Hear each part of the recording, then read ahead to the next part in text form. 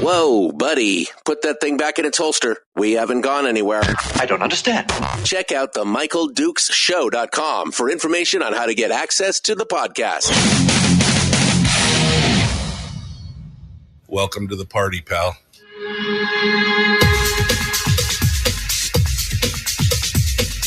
The Michael Dukes Show. The greed and the entitlement is astounding to me. What more could you want from a low-budget radio program? This is a dumpster fire. That was just BS. It is time to get a new perspective. We know just what you need, and we've got just the cure. Open wide and prepare for a steaming hot cup of freedom. I just don't fathom it. The Michael Dukes Show, streaming live across the world. Oh, baby, across the world on the internet at MichaelDukesShow.com and around the state of Alaska on this, your favorite radio station and or translator, FM translator. It is the Michael Dukes Show. And good morning to you. How you guys doing? Are you ready? Only 5 more sleeps until Christmas Day. Well, no, is that right? So, I mean, it's 5 days, right? It's 20th, so 5 days. But does that make it 5 sleeps or 4 sleeps? That always messes me up. You know, it's just one of those things. What are you going to do? Anyway, it's right around the corner. And I hope you got all your Christmas shopping done. Because if not, oh, baby, you're in trouble. You are in so much trouble. Because you ain't got time to order anything, or if it's not in town, you're in. I mean, it's okay. No pressure though. No pressure whatsoever. It's all good. It's all Gucci. All right. Well, welcome to the program today. It is Tuesday, and normally Tuesday is our deep dive into state politics. But as you likely know by now, we're done doing that politics thing for the rest of the year. For the rest of the year, we are done doing the political thing. We are, in fact, now doing the holiday thing because, I mean, come on. It's that time of the year. It's the most wonderful time of the year, and it's what we need to do. Sorry if you hear my heater in the background. It's a little chill here in the studio this morning. 10 below outside the studios here in Wasilla.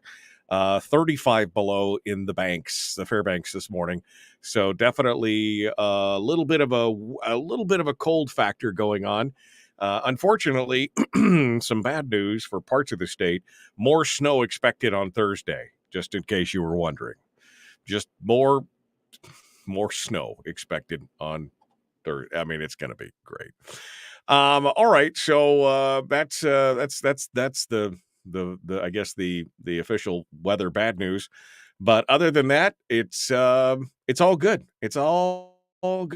What are we going to start off to? Now, normally, as I said, deep dive on the political end of the spectrum, but today I have asked and requested that my guests don't do that. That we're not doing any politicals today. It is the Christmas top 3. The Christmas top 3.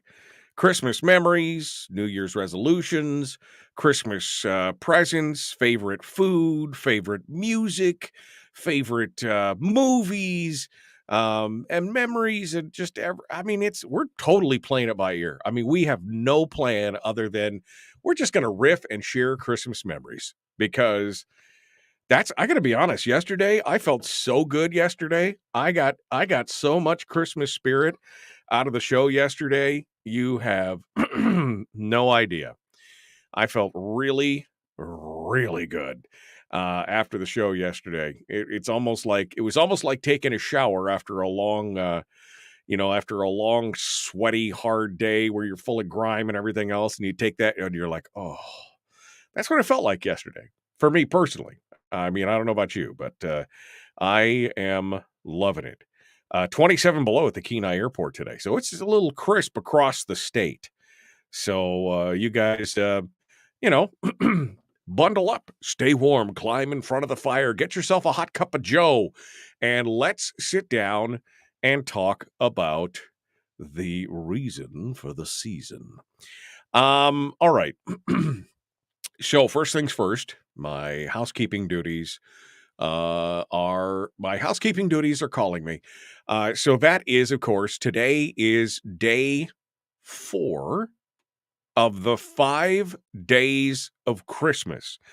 Now, the 5 days of Christmas is a promotion that we've been doing here on the program with the help of our friends over there at Satellite West and your local radio station, both in the Fairbanks up in the interior and down on the peninsula with various stations and translators on the peninsula as well.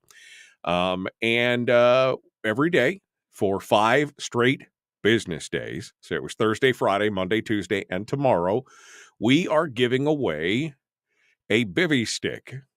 Now, what is a bivvy stick, you might ask, if you're just tuning into the program and haven't been paying attention?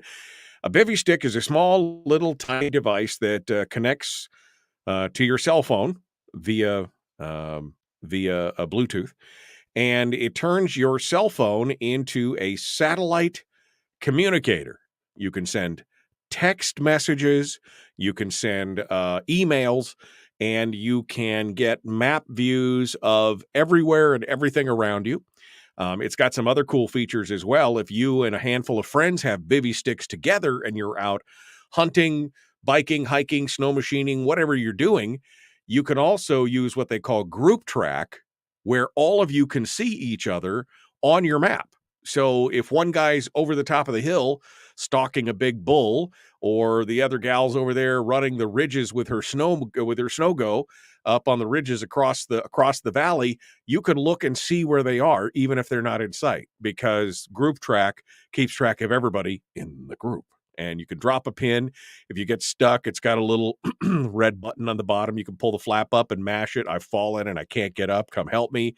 It sends a pre-programmed message. I mean, it's just a handy little tool to have. Even if you're not outdoorsy or sport, even if you're just driving up and down the highways, there are plenty of spots on the highway where you cannot get a cell signal. This gives you the opportunity to, again, send a text message, send an emergency message, do whatever, regardless of where you are. If you could see the sky, you could talk to people through your bivvy stick. So we've given away 3. Today we're going to give away the 4th one, and tomorrow is the final one. But you can only win if you sign up at my website at michaeldukeshow.com. Just look for the Satellite West 5 Days of Christmas logo with all the Christmas lights around it, and you just sign up and away you go. Makes it simple and easy. Today's winner of the bivvy stick is Colleen Pugh. Colleen Pugh, you are the winner of today's bivvy stick. Now, Bivvy got involved, and when they heard what we were doing, because we were kind of doing this on our own, because, that's kind of who we are. And they said, well, no, we want to add to the, we want to throw something into the kit here. We want to help you with this. So they have offered to include some free subscription time. So if you want, you don't have to subscribe to anything. You can win the bivvy stick and not subscribe to anything. That's fine. But if you decide to sign up for their 1-year plan, their industrial plan, you buy the 12-month plan or whatever, and you get 3 months for free. If you do it for 2 years, you get 4 months free. If you do it for 3 years, you get 6 months, half a year for free.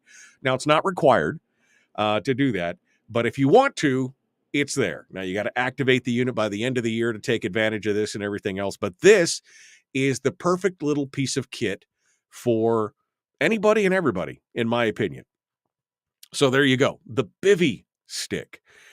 Colleen Pugh is today's winner of the Bivy Stick. And you know what?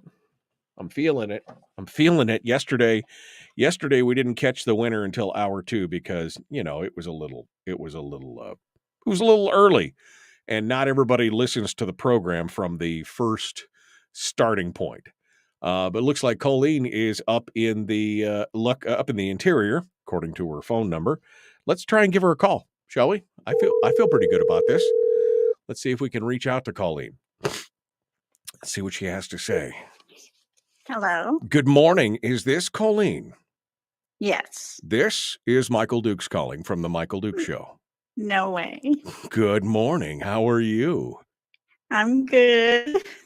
You're about to have a very Merry Christmas, Colleen, because you are the winner of today's Bivy Stick. Oh my God. And you are live on the air. So I just wanted to wish you a very Merry Christmas and find out what you thought. Are you happy? Are you excited?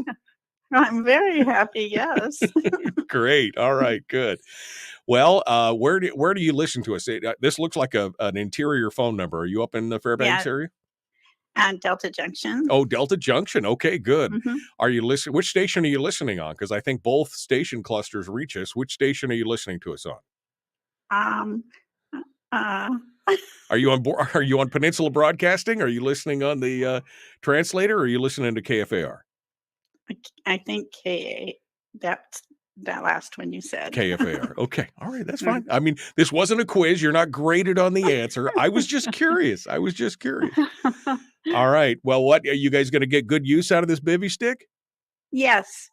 My husband bought a boat, so he's going to go like a lot of boating. So Good deal. Well, you always have that option to get those free months from Bivy. If you guys decide to do the annual plan on this, you can do that, or you can just keep the stick however you want.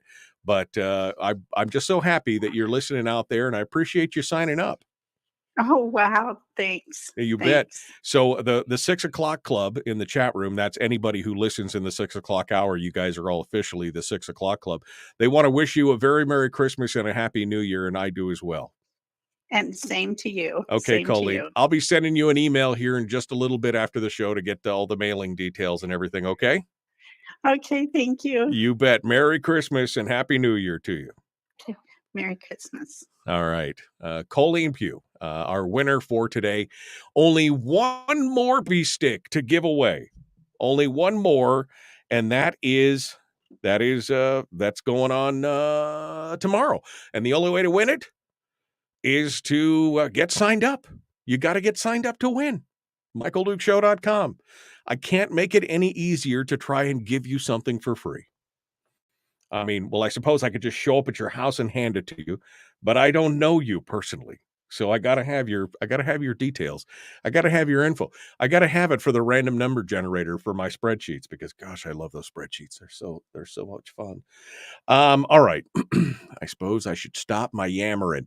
What do we got? Well, up next, Brad Keithley, who's normally doing the weekly top 3, all the political jazz. Today it is top 3. I mean, I don't know if it's top 3. It could be 12. We're just going to riff, again, Christmas memories, Christmas food, Christmas music, Christmas movies and memories. And I just want to feel that holiday spirit. That's what I want to feel, the holiday spirit. All right, we're going to get into it here in just a moment with Brad Keithley. Chris Story coming up in hour 2. Let's get it. Let's get it kicking off here, shall we? The Michael Dukes Show, common sense, liberty-based, free-thinking radio. If you want, you could come out and join us in the chat room this morning. Just you and me and 35 of my closest friends on the interwebs. Come on out and join us. We'll continue with Brad Keithley here in just a moment on your own for common sense, liberty-based, or holiday-based, free thinking, free loving, free holiday-based, free loving rate. That sounds like a hippie. I'm not a hippie, but, maybe. Back with more right after this.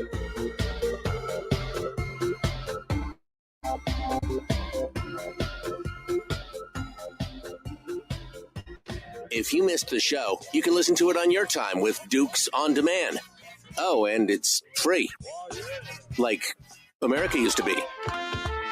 Streaming live every weekday morning on Facebook Live and MichaelDukesShow.com.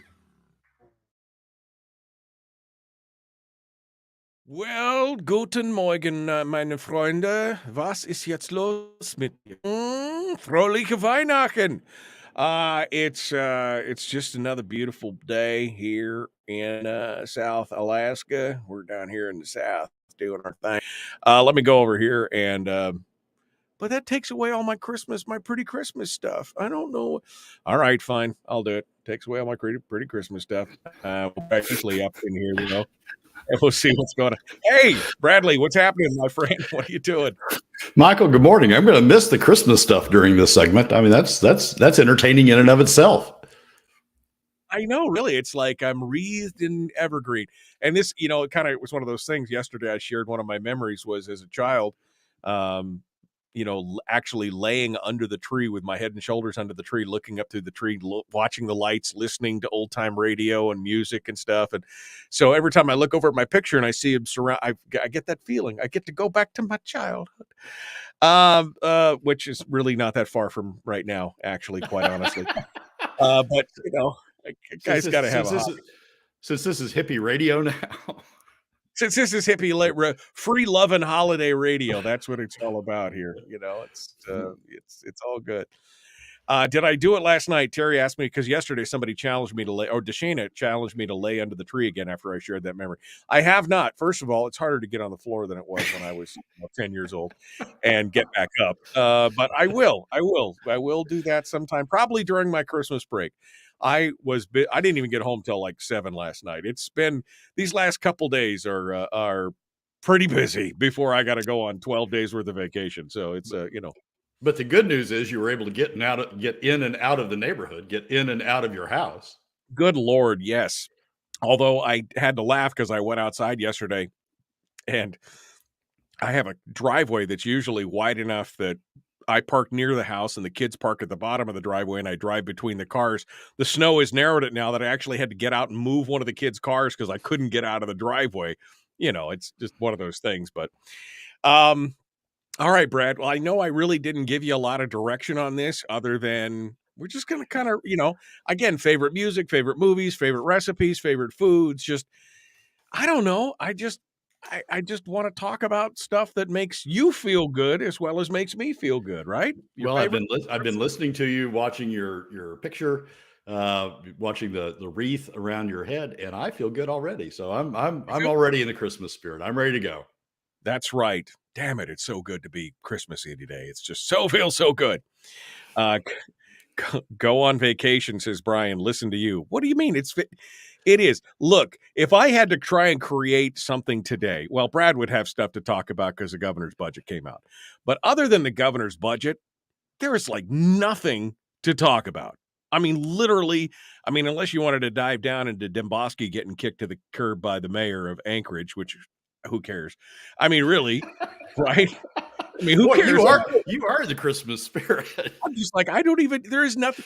It was for years I struggled that last week, and especially the week between Christmas and New Year's. It was such a struggle to find anything relatively political to talk about. And like I said, it's probably 15 years ago, I just gave up and said, nope.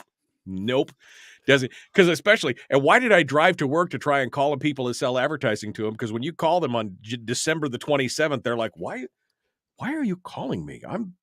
I'm busy taking returns from Christmas, or I just really don't care. I'm just filling the seat until New Year's when I can go home.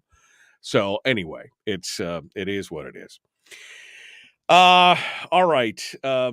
you resignedly said, I said, you resignedly said, I got to go on vacation. Well, no, I get to go on vacation. What I mean, but I guess, you know what it is.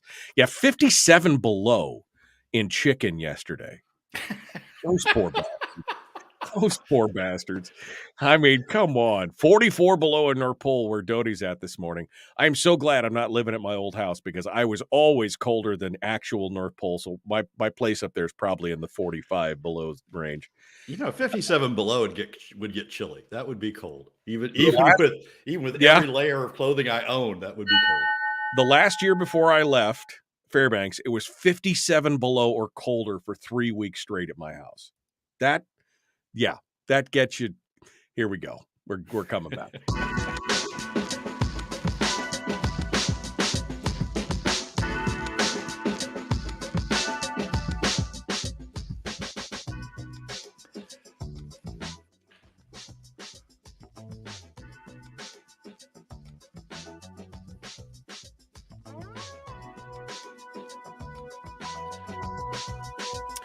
I just remembered that I've got like a whole Christmas ensuite of bumper music and stuff, and I don't know what I did with it all. I moved it somewhere when I had to redo the computer after my virusware attack this last spring, and I don't know what I did with it. It's somewhere, but I had all the Christmas bumper music. I don't know. Anyway, it doesn't matter. We're living with it right now. Brad Keithley, Alaskans for Sustainable Budgets, is our guest. And we are here. We're here talking with him. Brad and I were just reminiscing, or I guess pontificating on the fact that I guess it's good to not be deep in the interior today at 57 below, or where I guess Chicken, Alaska was the coldest place in the state yesterday at 57 below. First thing people say is, where the hell is Chicken? Second of all, 57 below. And I just told Brad that last year before I left the interior, that winter in North Pole, it was between 57 and 64 below at my house for 3 weeks solid. And I just said, nope, I'm done. I am officially done with this nonsense. And that was one of the big triggers that sent me down here. Good morning, Greg. What was your fuel oil bill? That winter was pretty bad, but the worst winter was 2 winters before that. I think 2012 or 2013, maybe. 1 month, $1,433 for heating oil and another $565 for electricity. I was $2,000 in the hole before I even paid my mortgage. It was. I just looked at Terry and I said, how in the world are we supposed to continue to do this? And of course that was the year that oil had spiked up to, I don't know, it was $5.50, $6 a gallon, probably close to what it is, or maybe a little higher than what it is today. But I don't know. I just was like, no. And as much you may love a cold, Christmas with all that, Jason says he's near my old house. Jason knows where I used to live up there. He said, I've got 52 below this morning at his home. I'm so sorry, you poor. That's just, hey, a guy loves a nice, warm, toasty Christmas around the fire, but not when you're worried about the pipes freezing every 5 seconds, right? That was my fears that something was going to go wrong in the middle of the night and I'd wake up to a frozen house. So that was, the stress of that was just more than I wanted to do. I've made it to 40 below. I mean, my coldest, my personal coldest is 40 below. And I was in shock or something at that temperature. I can't imagine 57 below. That's just, and of course I lived in what they jokingly call, it's not really a joke, but they called it the Triangle of Death in North Pole because it was this triangular area on the map where because of the low-lying area, that's one reason why it was cold, but also because all the wood smoke, because of the climatic conditions and the inversion, it would hold all the wood smoke in this area. And they're like, oh, you're all going to die from black lung or whatever. Well, no, we're going to freeze to death because you don't want us to run our wood stoves and our coal stoves. So we're all going to freeze to death. It won't matter. We'll all die anyway. And but that's what it was. They got wood smoke police driving around trying to stop you, and all this kind of stuff. And I'm just like, this is redonkulous. I mean, this whole thing is just absolutely ridiculous. And but I mean, I love the people out there, but I definitely am glad that I'm definitely glad. Yeah, 57 below. Trust me. And of course, I didn't have a garage. I mean, I had a garage, but it had a bunch of stuff in it, right? So you keep your car plugged in. You set the auto start to start every 90 minutes so that it runs for 20 or 25 minutes every 90 minutes. You wake up in the morning, you start your car, you let it run for an hour. You go out to your car, you start to back out, and you get out on the road, and the car is going, and you're like, what? It's the flat spot on the tire. It is literally a frozen flat spot on the tire for the first 2 miles until the friction builds up enough to allow the tire to expand. You're going down the road. These are the joys of living at 50 below, Brad. You should try it. It's amazing.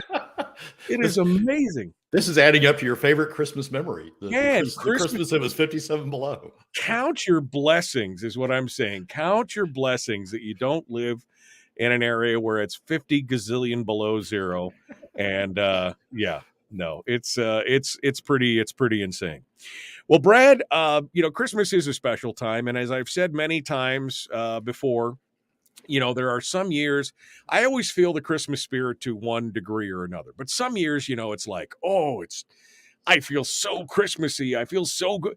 And then some years it's like, I feel a little, and I really want to feel it like full throttle. Just want to really, full throttle. So I don't know about you. Is that kind of how you go too? Do you feel some years you just feel it, and some years, or are you kind of like in the spirit from the get-go? Well, it sort of depends, I guess. I at some point I get in the spirit, but it's I guess there are triggers that finally take me to the spirit. Sometimes it's music, sometimes it's where I am, sometimes it's experiences, sometimes it's something I see reading. There's usually a trigger somewhere along the way, but I usually get there. And I think, we're all there to some form or another to one degree. I just like it when I'm deep in the holiday. I feel the love. I feel the nostalgia. I feel you're happy. You're happy. You're kind of the cares of the world melt away and things like that.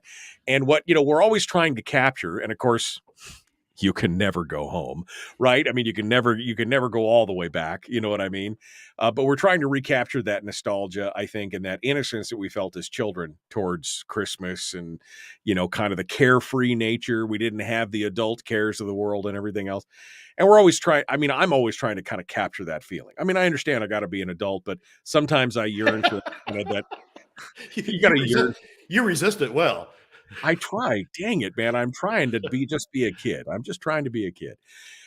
So I guess, Brad, let's just start with some of your favorite Christmas memories. I mean, what sticks out? I mean, for me, yesterday I was talking about laying under the tree and listening to Christmas music and looking up at the twinkling lights through the tree. And that's one of my more powerful memories. Going Christmas Eve shopping with my dad, which I realized today as an adult is absolutely insane. But my dad was like, yep, let's go. Take my brother and I. We're going to go buy your mom some presents. And it's Christmas Eve.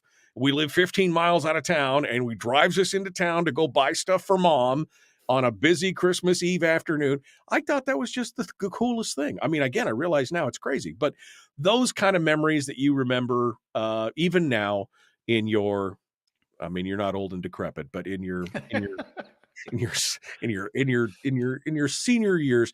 Just anyway, tell me just remind me of some of those memories there. Well, when I was growing up, I grew up in a small town, about 800 people then. It's about 650 people now. And it was what we did on Christmas Eve was we would go to the big town, the county seat, and look at Christmas lights. Now, later in life, I figured out this is because we did this, and I did it with my father. We did it because everybody else was back home putting packages under the tree as if Santa Claus had come. But it took me a few years to catch on to that. Right. And so we would go to Macomb and we would drive around and look at Christmas lights, and then go back home, and we'd have, we did our Christmas on Christmas Eve and open packages and all that sort of stuff. Probably a reflection of the year in which I got up like at 3:30 a.m. on Christmas when we did it on Christmas Day and said, "Wow, it's Christmas Day. Let's open packages. Come on down." From then on, we did it on Christmas Eve. But it's just, I mean, it's the great memory of driving around and looking at the Christmas lights. And frankly, Michael, this year is going to match that. My mother turned 90 last Friday. She's in great health. She's in great health. And what we did was we drove part of the time that I've been here around celebrating her 90th birthday is we drove around the same city, looking at the same houses as, my father used to take me to, and looking at the Christmas lights in the city. And that was just, it sort of brought back all of those memories from prior Christmases. Full circle, full circle, right? I mean, all back to the thing. 90 years old, man. That is that's dang impressive. That means I'm only middle age at this point. Well, she's an impressive woman, but she's made it to 90. She had a sort of she watches the program, so I need to be a little careful here. She had a little, down spell this summer, and she moved to an independent living home, an apartment home next to some of her friends that she'd grown up with, and she's just back at it. She's up and walking around. She got her driver's license renewed, and I'm cool with that. Wow. She's mobile. She's alert. She's doing everything. So, and she celebrated her 90th birthday last Friday. So it's pretty amazing. I mean, if those are the genes I've got, I'm in good shape for a while. You're doing good, man. That's right. So Mother Keithley, Merry Christmas and happy birthday to you for Mother Keithley. What a blessing. And the fact that you're down there with her and you get a chance to again experience some Christmas cheer and be with family, that's got to be great, man. That just makes me feel so good. It is. As you can see, I don't have a Christmas tree up in the background, but they've got a Christmas tree where she's living, and we've done our Christmas. I head back to Anchorage Thursday of this week, and I'm going to spend Christmas with friends and people I want to be with on Christmas and New Year's in Anchorage. So it all works out. It all works out really well. And so this is, as I say, it's sort of it is full circle. I mean, one of the big Christmas memories is driving around looking at lights when I was young, and now I'm doing it again. Did you guys have you get a small town? I mean, did you guys have I'm not trying to did you guys have like carolers and stuff? I mean, did you guys have grubby street urchins? Please, governor, can I have a cuppa? No, I mean, did you ever have like Christmas carolers and things like that, or is this Americana? Or I don't remember Christmas carolers. I remember Christmas shows at school and Christmas services at church. And we would have a choir, but I don't remember Christmas carolers around either the town I grew up in or the bigger town that we would drive to. They celebrated Dickens on the Square on the big city square. Big city, 13,000 people, but on the square, and they had people in period costumes and the Christmas stores were open, and it was something like that. I think they had carolers with that, but I don't recall that. I don't recall that from my childhood. I think that's a later development. I know that your life today, this is no secret to anybody who's watched the show or followed Brad. The music is a big thing in your life, and I know, of course, as adults, our music tastes, adapt and change from when we were childhood. But I got to tell you, music transports me back to my Christmas childhood. Yesterday, I shared a link to my Christmas Spotify list, which is 10 and a half hours long, just for those of you who are wondering. And it's just chock full of the Christmas classics of singers that I normally throughout the rest of the year I don't listen to. But at Christmas time, I'm listening to Dean Martin. I'm listening to Elvis Presley and Burl Ives and Fred Waring and the Pennsylvanians and, Diane Krall and Harry Connick and Michael Bublé and all these classic type crooners, Roy Orbison and Chris Isaak and things like that. What music, because I know now it's all Celtic music for you, but when you were growing up, was that a thing, or what is your favorite, what is the song that to you is just like, oh, that's Christmas? What do you say? Well, it'd be a Burl Ives song, whatever. Burl Ives has connections to this part of Illinois. He was born in Eastern Illinois, He had a brother who lived in this big town I keep talking about, Macomb, Illinois.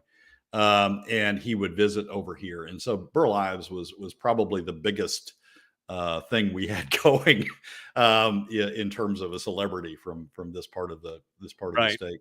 And so it would be, Here Comes Santa Claus or Rudolph the Red-Nosed Reindeer or something would that will trigger, when I hear Burl Ives singing, that will trigger memories of Christmases past. Now you're right. It's mostly Celtic music and mostly listening to Celtic Christmas. There's a show I've been to in previous years and will go again in Boston called A Christmas Celtic Sojourn.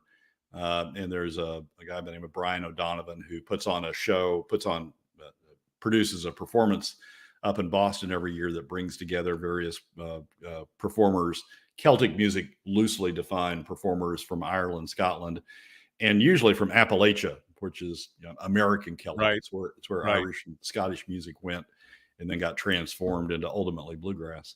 And so that show is really, that show and the music around that show is usually a big deal to me. And it's online this year, so I'll watch it online. But the stuff, the Burl Ives and the bluegrass Christmas, I'm sure the Stanley Brothers have a Christmas tune that's in my memory banks someplace, and other performers. I stayed, when I was growing up, I stayed a lot with my grandparents, and my grandparents had bluegrass music on, like not 24/7. It seemed like it at the time, but had bluegrass music on a lot. And so there will be, any bluegrass melody will, transport me back to that period of my life. What's before we go here, we're going to go to break, but do you have a favorite song, like the one song that you'd be like, modern and past, so modern and past, right? So it doesn't have to be from your childhood, but one song that when you play that, this is the start of Christmas. Yeah. So it's a seasonal song. There are various versions of Old Lang Syne, which is a Scottish song, various versions of Old Lang Syne that I think, I sort of save. You know how you save one Christmas present or till the last, or right. Maybe you opened it first, depending upon what your personality is. Exactly. But there's a couple of versions of Old Lang Syne that will just move me. And it's by various artists. Kenny G has a version of Old Lang Syne that I love. Hannah Rarity, who's a Scottish artist, a young Scottish artist, has a version of Old Lang Syne that I love. So that's sort of the song, and I can play it like 20 times in a row with different artists, and I'm a perfectly happy camper. Brad's got a playlist. It's nothing but Old Lang Syne for 2 hours. 53 different artists playing Old Lang Syne. That's okay. And in childhood, it would probably be Burl Ives' Rudolph the Red-Nosed Reindeer is probably the trigger that transports me back to that time. I've been doing some posts of Christmas songs, and that was one of the first that came to mind. Brad Keithley, Alaskans for Sustainable Budgets, is what we normally do. We normally talk politics, but today it's all Christmas memories. We're going to talk about food and favorite movies, maybe, and things like that. Brad just made an eyebrow. We're going to be back. The Michael Dukes Show. Common sense, liberty-based, free-thinking radio. Today it's holiday radio. We're back with more right after this.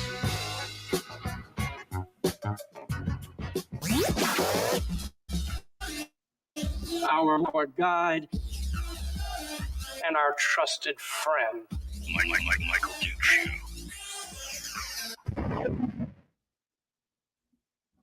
Brad Keithley is our guest for Sustainable Budgets. Laura in the chat room shares a memory with us, and she says, no tears, but my dad passed away on Christmas Day. He loved Christmas, so it was a perfect day for him to go home. Every year when it's time to put up the lights and it's cold, I can hear him say, let's get it done, girl. He just giggled like a little kid. Laura, that is so awesome. Then she says, I had a sleepover once. We were camped out in the living room in the middle of the night. The tree fell over on us girls. We started screaming. Dad ran down the hall with a shotgun, butt naked. We all screamed again. Yes. That's a traumatic Christmas memory right there. That Oh, would my burn it. That would burn into your memory banks, wouldn't that would it? be a traumatic Christmas memory. Sandy said the first year in North Pole, we made the mistake of cutting down our own Christmas tree like we did in Oregon. Big mistake for cutting down your own Christmas tree because when those trees thaw out, boy, howdy, does stuff start coming out of some of them trees. You do not go into your backyard and cut one of those tamarack spruce. I'm just telling you right now. Definitely a bad thing. Sandy, it's also 100 degrees warmer in San Diego. Oh, yeah. That's true.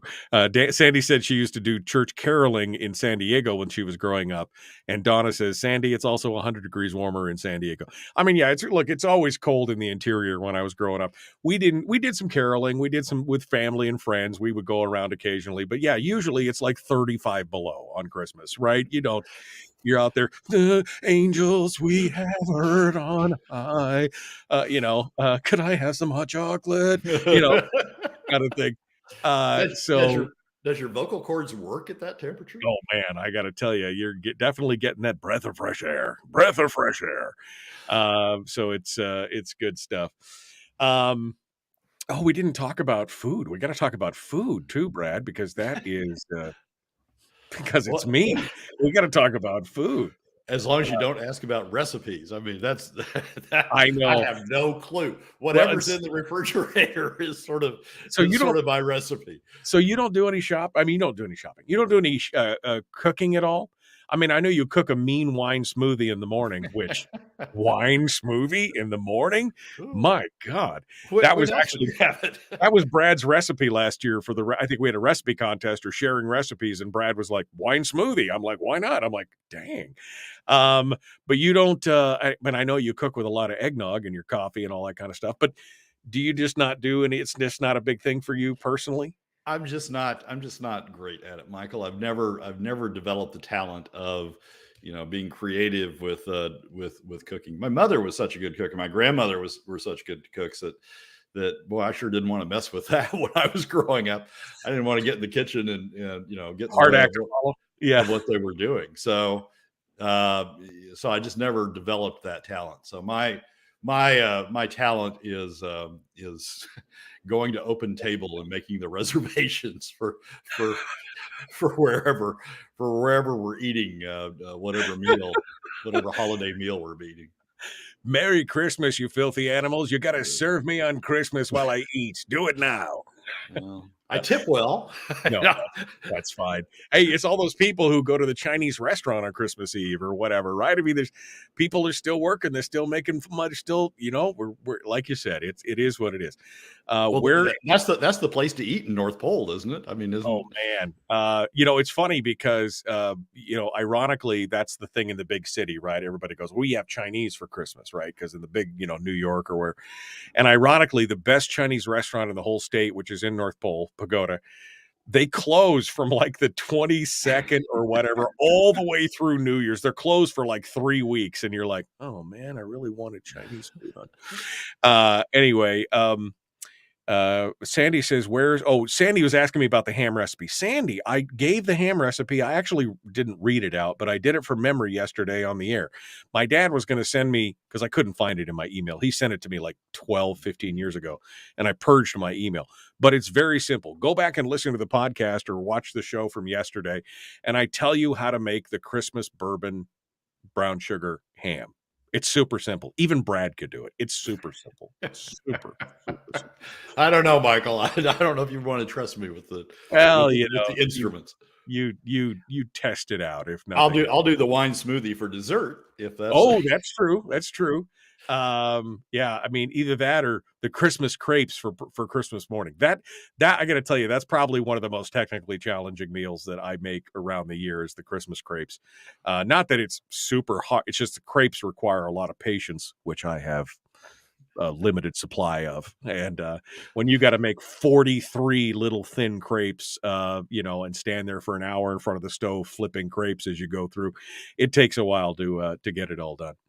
All right. Well, we're 25 seconds out here. Brad's going to continue with us. 43. Huh? That's an oddly specific number. Well, I just pulled it at random, Brad. But literally, if everybody has 2 or 3 crepes and you've got 6 people in your household, it's a lot of crepes by the time you're done. You're tired of making crepes by the time the thing's over. All right, Brad Keithley, Alaskans for Sustainable Budgets. Let's here we go. Go.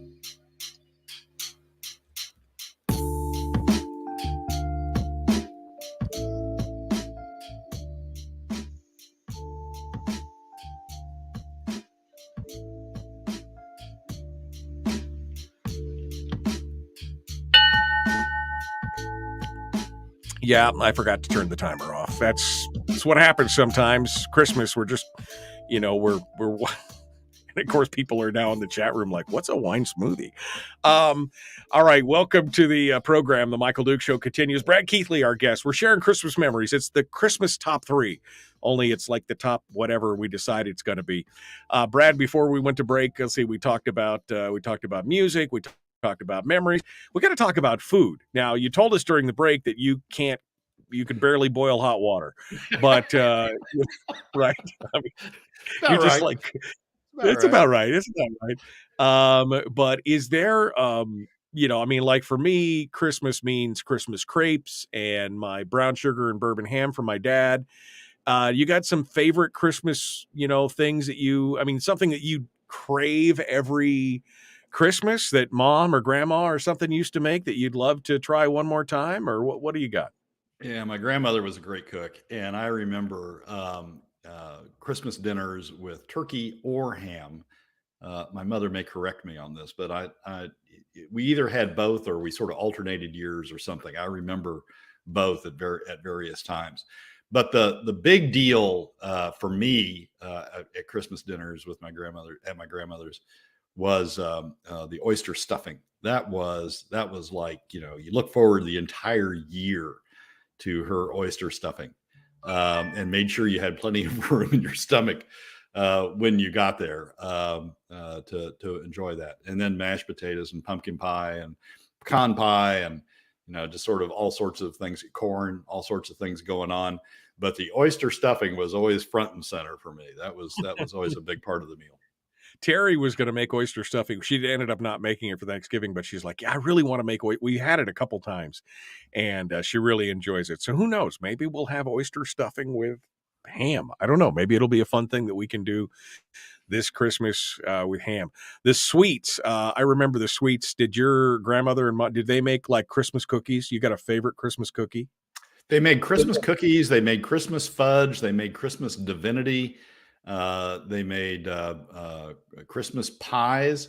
I don't remember cakes so much. Cakes were more for birthdays, but there was a lot of baking going on and a lot of fudge making going on that I recall. Again, I'm going to get with my mother after the show, and she's going to say, "We never did that." Of course, this is the faultiness of the human memory, right?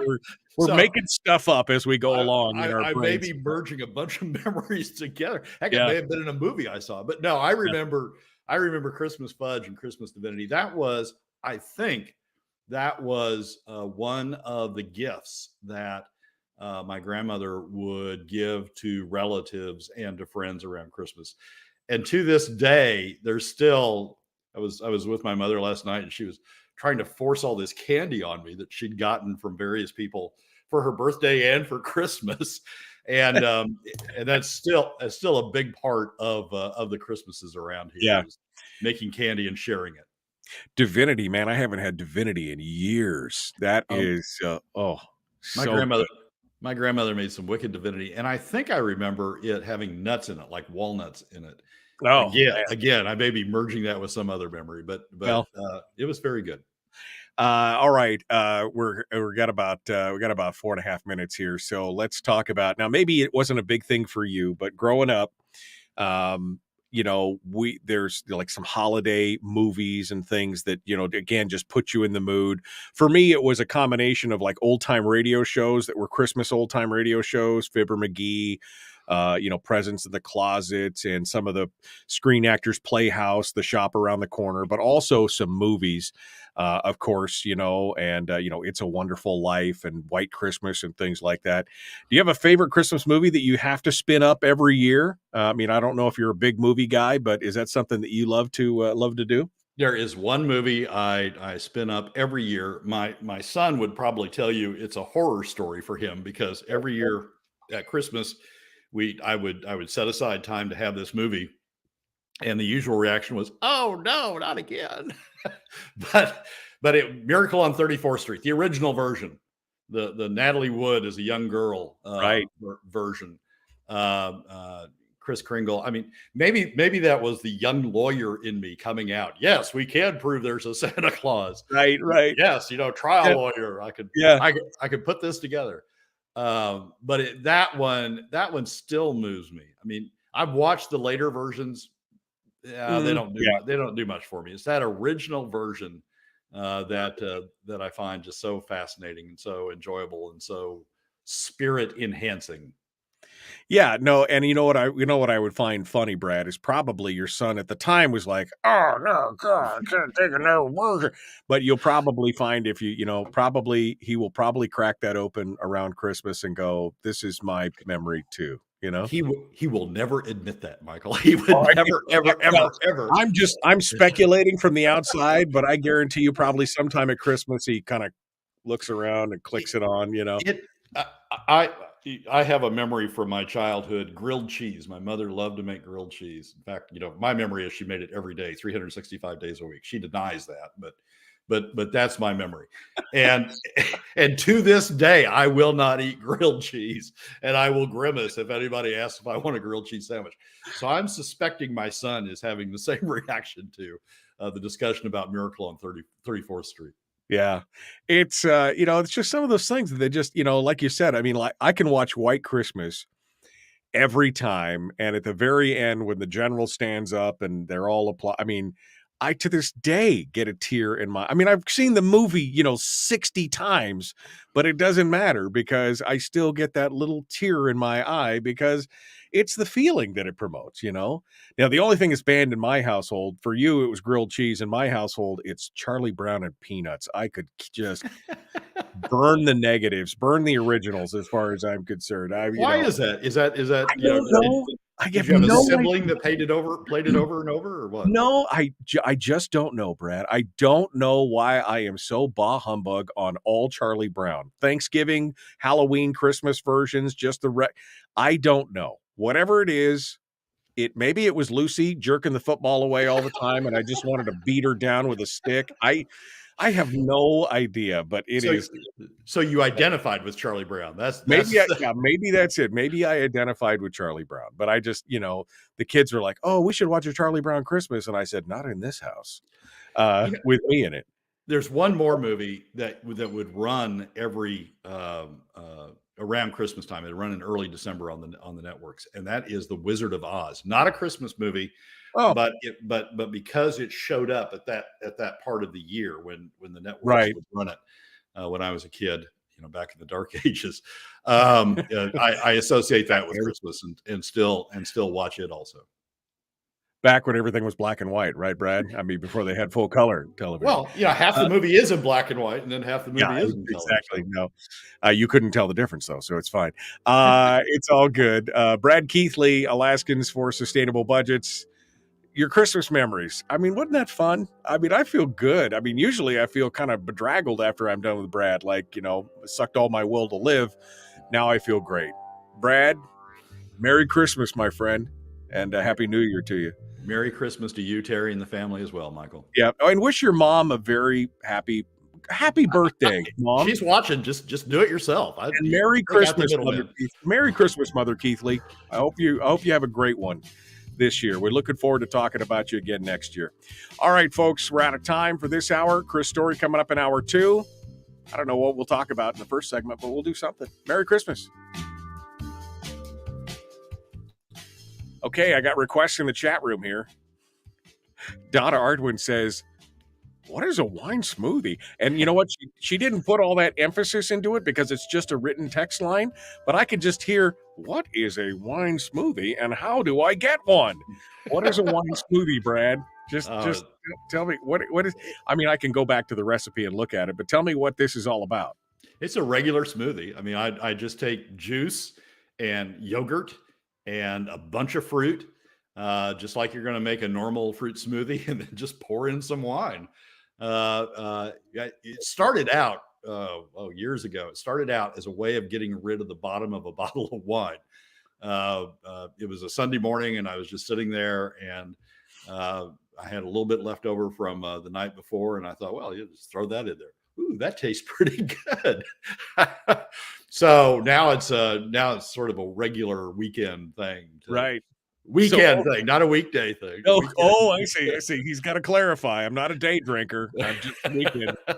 I mean, to sort of take whatever wine's left over from the week and throw it in as part of the smoothie. I mean, smoothies are just aggregations of things anyway. You can throw if you got spare vegetables left over that you want to use, you just sort of throw it in there and just mix it all together. And wine's just one of the additives. Kevin McCabe asks, isn't that just sangria?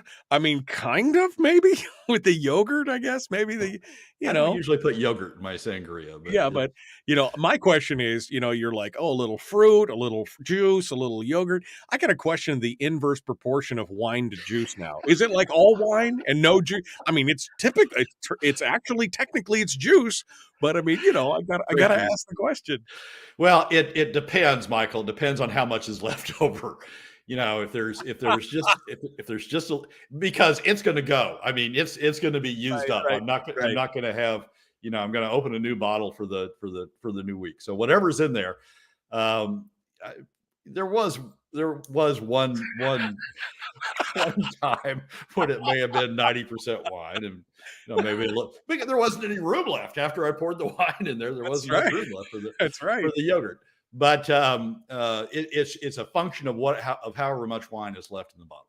Okay, all right. I mean, so half a bottle of wine makes for a very good Sunday. So there's my recipe by feel, right? I mean, it's not. I don't have a cup of wine and a cup of juice, and right. It's the wine first, and then whatever room there is left in the mixer, in the blender. Oh my God! Just see, this blender is 3/4 wine. I got one grape and a piece of cantaloupe, and that's it. It's a smoothie. 1 tablespoon of yogurt. Go. Yeah, still qualifies as a smoothie. Oh, that is fantastic. Oh man. Well, Brad, I don't know, man. I'm looking forward to the new year so we can kind of tackle some of the new issues. But boy, I got to tell you, I need that rejuvenation of the family and the Christmas spirit and everything else because, we're going to be facing a fight this year, and we need the recharge before we get there, right?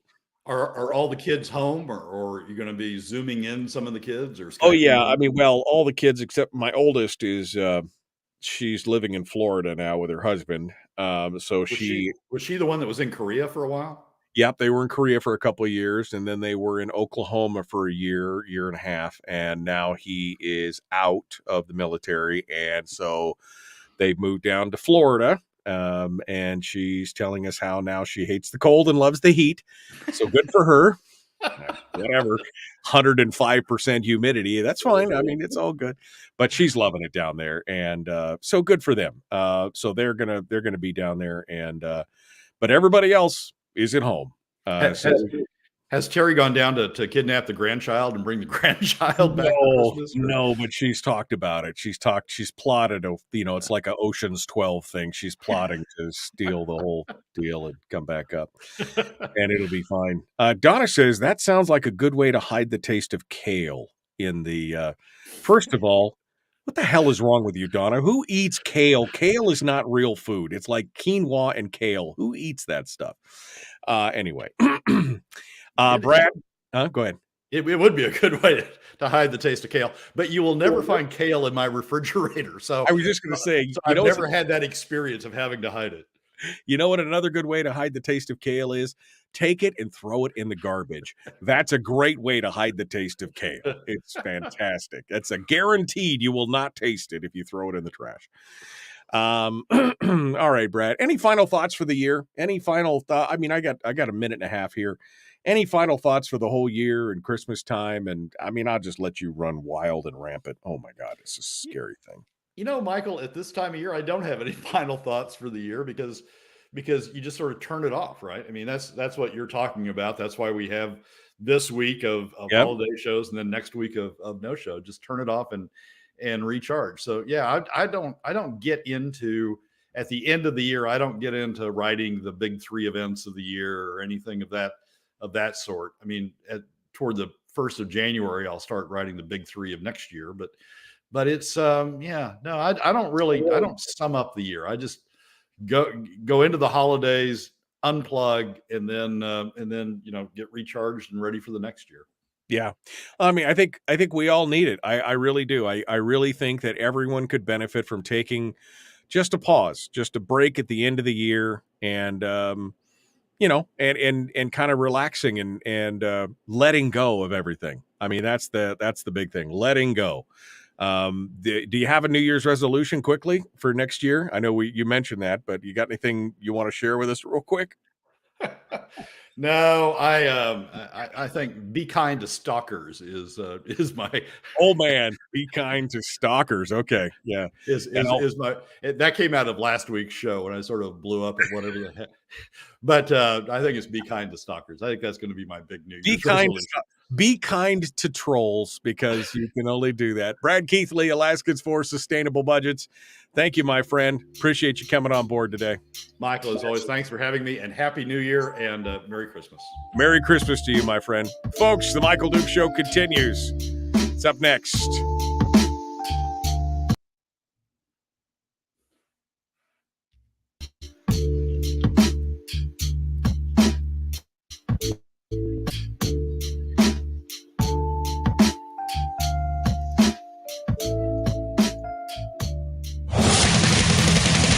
Whoa, buddy. Put that thing back in its holster. We haven't gone anywhere. I don't understand. Check out the MichaelDukesShow.com for information on how to get access to the podcast. Welcome to the party, pal.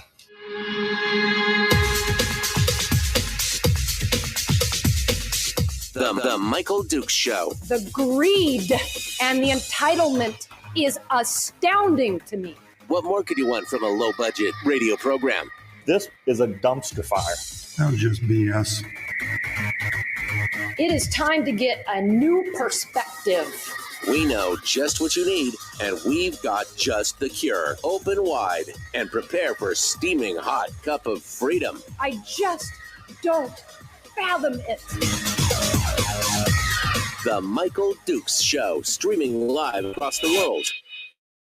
Live across the world on the internet at MichaelDukesShow.com, where you'll find the audio-only live stream and links to our social media sites and the podcast and everything else. And, of course, live across the state of Alaska on regular old terrestrial radio.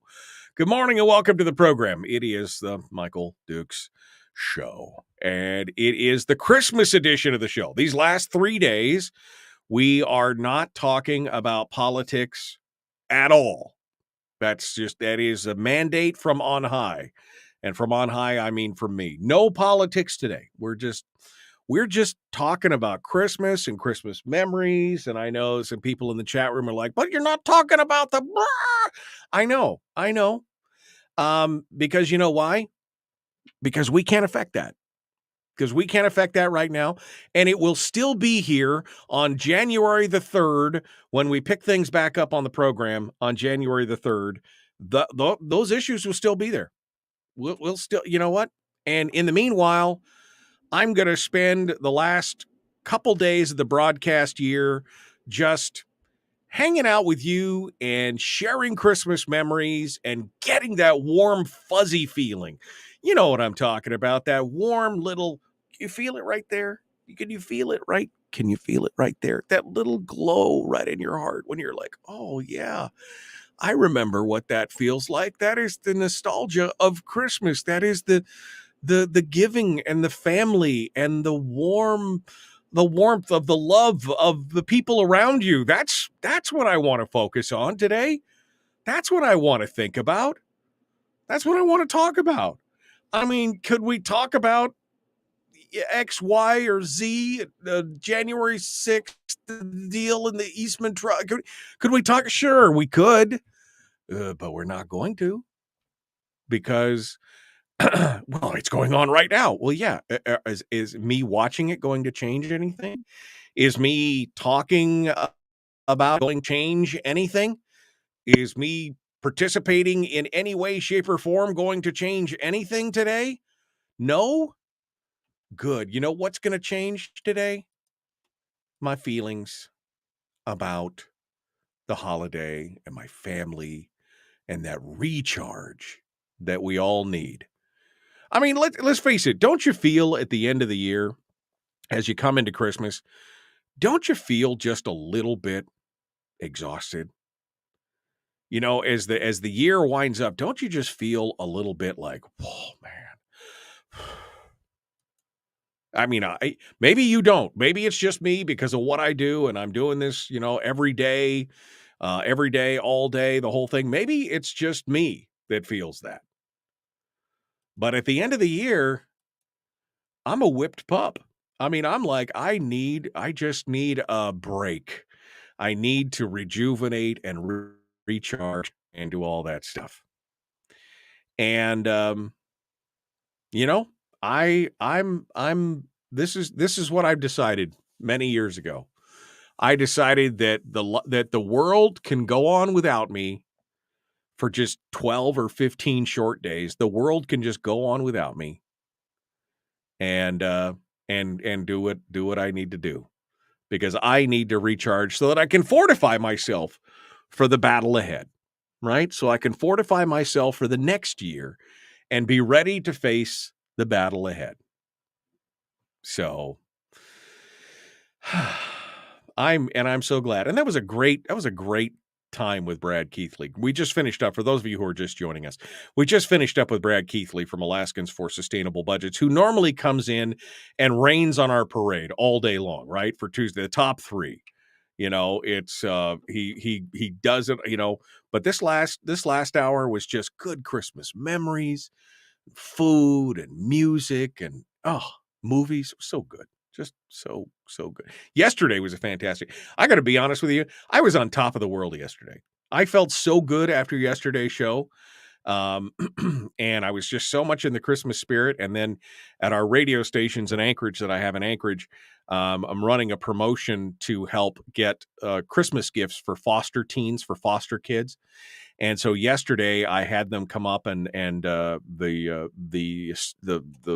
folks who were coordinating with me, they came in and picked up 60 gift boxes, big things for 60 different kids that are going to have a Christmas this year because we helped them out and the listeners helped them out and everything else. And it's just so great. Just so great. I mean, I felt so good. It's good. It's good. Chris Story is going to come up here in a few moments, and we're going to talk with him, and he's going to give us the PMA boost. Maybe he's going to have a Christmas theme. I don't know. And then in the last segment, we'll just hang out with Chris, and we'll talk with him about his favorite Christmas memories and movies and food and things like that. It's going to be fantastic. But before we jump into that, I want to remind you that today is the 4th day of the 5 days of Christmas. Tomorrow is the 5th day of the 5 days of Christmas. Tomorrow is the final day where we're going to be giving away one final bivvy stick. One final bivvy stick tomorrow. The only way you can win is you got to get signed up. So you got to go over to my website at michaeldukeshow.com and click on the 5 days of Christmas logo with the Christmas lights all around it and get signed up to win. Today's winner, and we spoke to her in the last hour, so we're not going to call her again because we talked to her in hour 1. Colleen Pugh up in Delta Junction. She won the bivvy stick, and she seemed super happy to do so. So you get a chance to win it. Also, by the way, courtesy of our friends at Satellite West, your local radio station, and of course, me. But Bivy decided to get in on the act as well, and they are actually offering a chance to get free months of subscription when you buy a 1-year plan for your Bivy stick. They said, hey, we want to get in on that. We'll give you some free months. So you don't have to subscribe to anything. You can just take the Bivy stick and go, or you can do something like that, and you can get some free months of service, courtesy of our friends over there at Bivy and Satellite West. So looking forward to it. I mean, it's good. Anyway, fantastic hour with Brad Keithley in the last hour.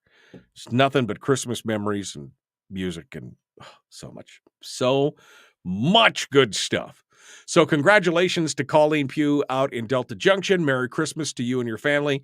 We'll be sending that Bivy stick off to you ASAP, and you'll get a chance to get that activated if you want, or do whatever it is that you want to do with it. We're all good on that. Let's see what else we got. What else do we got here to talk about in the chat room? Again, yesterday I felt so good after yesterday's show. We need that. We just need that. The recharge. We just need that to take a break from everything. We are so plugged in today as a society, right? I mean, we are. What do they call it? I saw this term the other day, and I actually had to follow and read the article because it was so interesting to me. We today, in today's society, suffer from what they call infobesity. Infobesity.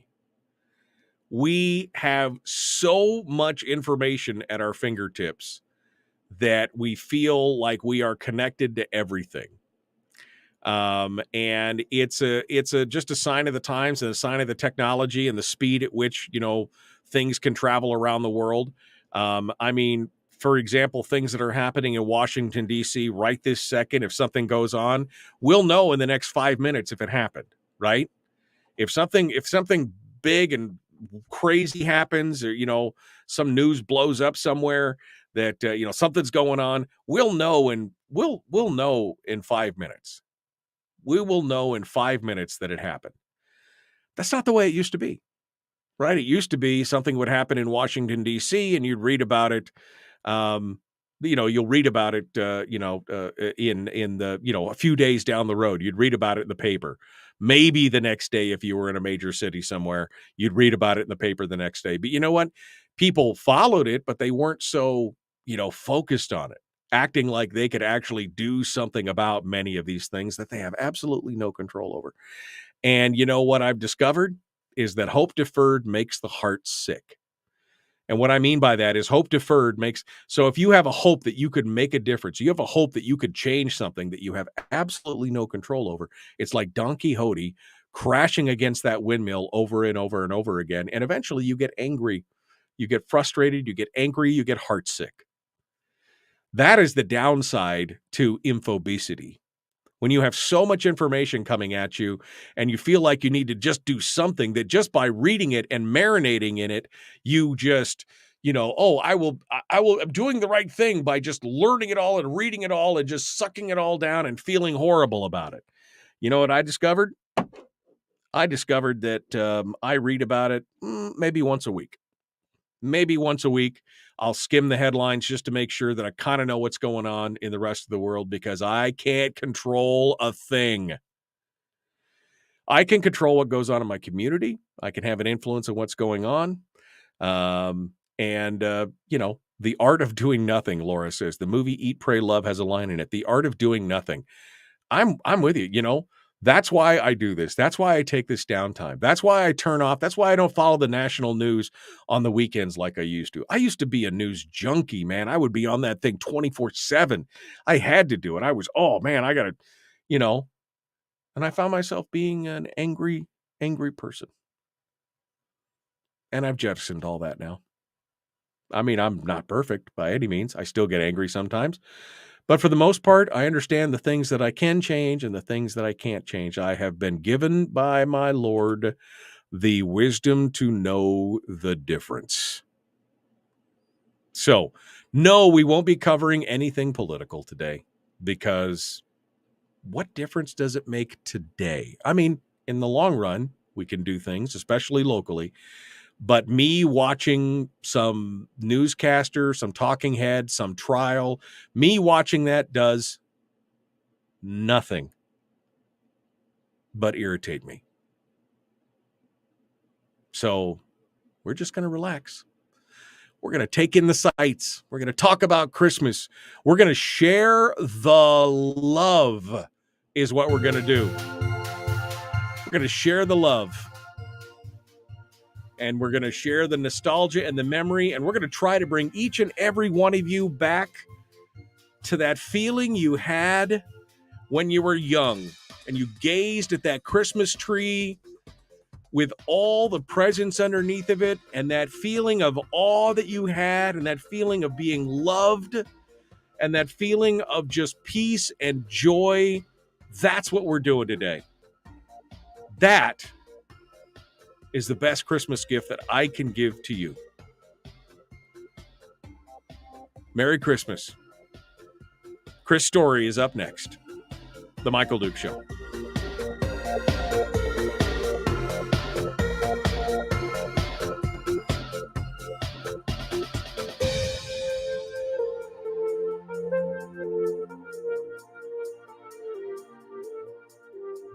We're broadcasting live through a series of tubes. Allowing all of these entities to provide streaming stuff going on the internet. Well, it's kind of hard to explain. Sorry. Streaming live every weekday morning on Facebook Live and MichaelDukesShow.com.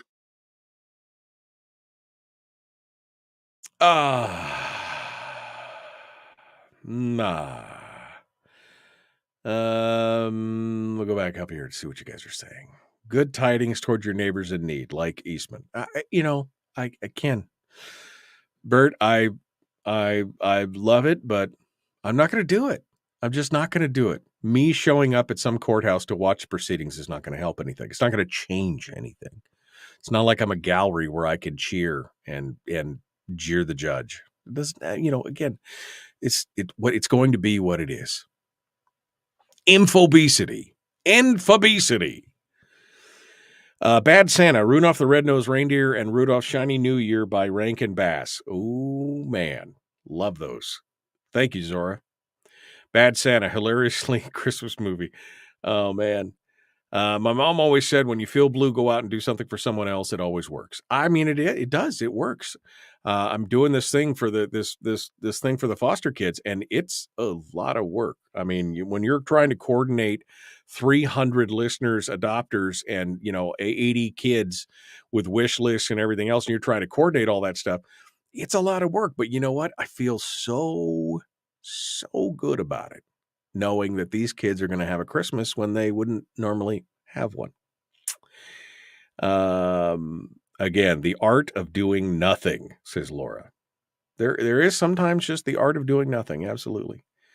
MD, but you are doing something about foster kids, which is important. I mean, I'm contributing. It's not me doing it all by any strange stretch of the imagination.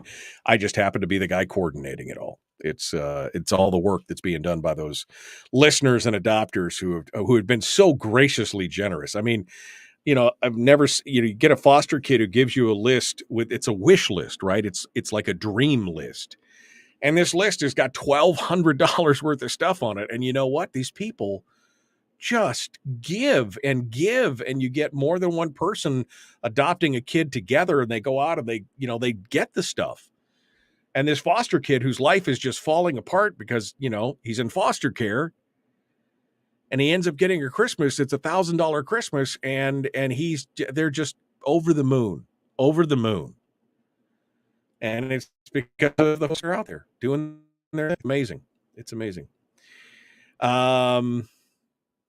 Did you see my challenge, says Dushana, for you this holiday to listen to music and lay under the tree like your fond memories of the... Yes, I did. And I made the joke early this morning that I'm going to do it, but I've got to plan it because it's harder to get down on the floor than it used to be.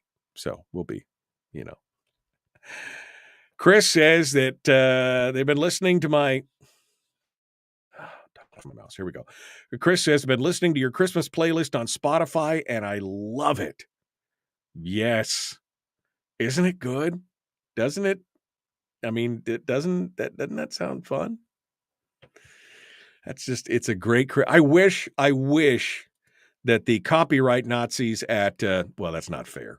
I wish that the copyright algorithms at Facebook and YouTube were not quite so strict around Christmas time, because I would just love to play some of that Christmas music for you.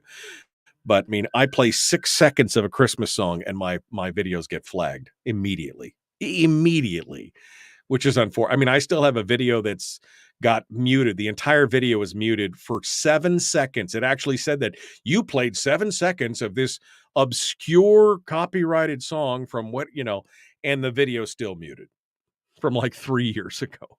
So we'll just have to talk about the Christmas music. We won't play the Christmas music. Chris Story is the man from Homer. Merry Christmas, my friend. How are you today? Good morning, Michael, and Merry Christmas to you and yours. Doing well. Are you ready to? I don't know. I mean, I know that we're going to do some Christmas memories and stuff like that, but do you have some kind of uplift for us? And what's the topic of the uplift? Is it a Christmas themed uplift? Yeah, I said to myself, I was like getting into the bathtub this morning, just going to take it one step at a time. The pinky toe first. We're going to do it. That's 1 inch, and we're going to ease into this one little thing at a time. All right. Well, good. Well, I mean, you don't have to do an uplift if you don't want to. I'm not saying that you have to. I would like to be uplifting with you, Michael. There we go. All right. Hold the line. Here we go. The Michael Duke Show, Common Sense Radio. Nope, not doing that one.